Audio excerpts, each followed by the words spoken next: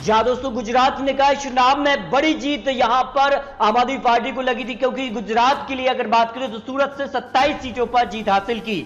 इसी बीच अगर बात करें तो दिल्ली के लिए जो उपचुनाव की 5 सीटें एमसीडी की खाली हुई हैं, उन पर वोटिंग खत्म हो चुकी है और इसके बाद इन 5 सीटों पर किसकी होने वाली है जीत और किसकी हो सकती है यार, ईश्वर एक्सपर्ट के आंकड़े क्या निकल कर आ रहे हैं। यहां पर बात करें तो बड़ा उलटफेर यहां पर दिखाई दे रहा है और जिस प्रकार से विधानसभा चुनाव 2020 में बड़ा उलटफेर 62 सीटें आम आदमी पार्टी ने हासिल की तो बीजेपी ने सिर्फ 8 सीटें ही यहां पर हाथ लगी।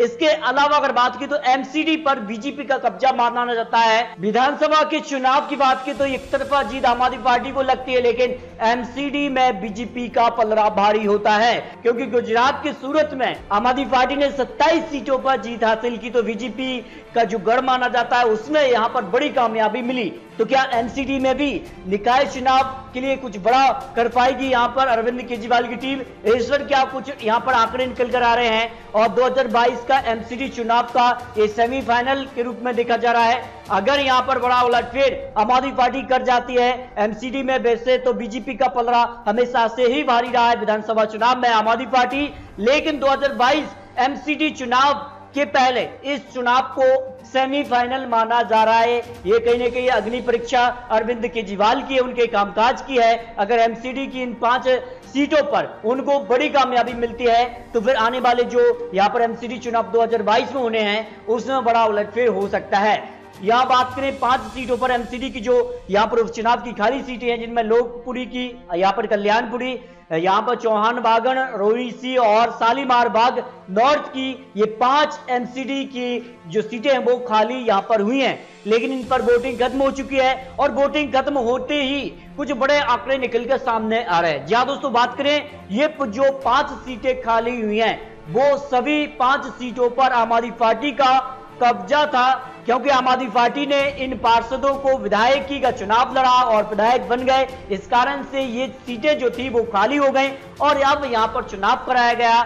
यानी कहा जाए ये जो 5 सीटें हैं ये पहले आम आदमी पार्टी के कब्जे में थी, लेकिन अब इन पर चुनाव हो रहा है। अब किसके कब्जे में जा सकती हैं, आंकड़े क्या कुछ निकल कर आते हैं। देखिए यहां पर आंकड़ों की बात करें तो एमसीडी 2017 चुनाव के नतीजों की बात करें तो 272 सीटों में से बीजेपी ने सबसे ज्यादा 181 सीटें यहां से निकाली तो आम आदमी पार्टी ने 49 और कांग्रेस को 31 सीटें एमसीडी चुनाव में मिली।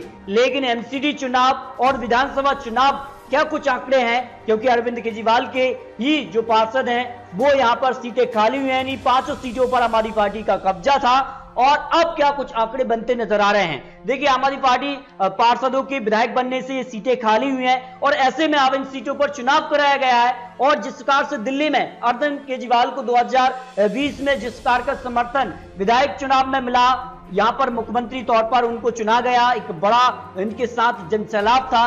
क्या इन सीटों पर जो एमसीडी की सीटें खाली हुई इन पर जो चुनाव हुआ है उसमें क्या कुछ हो सकता है? जहां दोस्तों बात करें अगर यहां पर आंकड़ों की बात करें तो एमसीडी के जो चुनाव थे वो बीजेपी के पक्ष में परिणाम मिलते हैं, लेकिन विधानसभा चुनाव के परिणाम अरविंद केजरीवाल के साथ है और ऐसे में जो सीटें खाली हुई हैं वो अरविंद केजरीवाल के ही पार्षदों से खाली हुई है। ऐसे में अनुमान लगाया जा रहा है कि सभी 5 सीटों पर जो है अरविंद केजरीवाल जीत दर्ज कर सकते हैं अगर जो पार्षद विधायक बने हैं इस कारण से अगर उनको एक यहां पर एडवांस मिल जाता है। लेकिन यहां पर बात करें तो जो एमसीडी चुनाव रहते हैं उसके परिणाम बीजेपी के पक्ष में रहते हैं, इस कारण से हो सकता है बीजेपी यहां पर 2 या 3 सीटें निकाल ले और कहीं ना कहीं ये बड़ा उलटफेर हो सकता है। यानी कहीं ना कहीं दिल्ली चुनाव काफी महत्वपूर्ण माना जा रहा है। रिजल्ट आपको 3 मार्च को देखने को मिल जाएगा। इन 5 सीटों पर क्या कुछ आंकड़े बनने वाले हैं, क्योंकि ये काफी महत्वपूर्ण माना जा रहा है। बीजेपी और आम आदमी पार्टी के बीच की एक काफी महत्वपूर्ण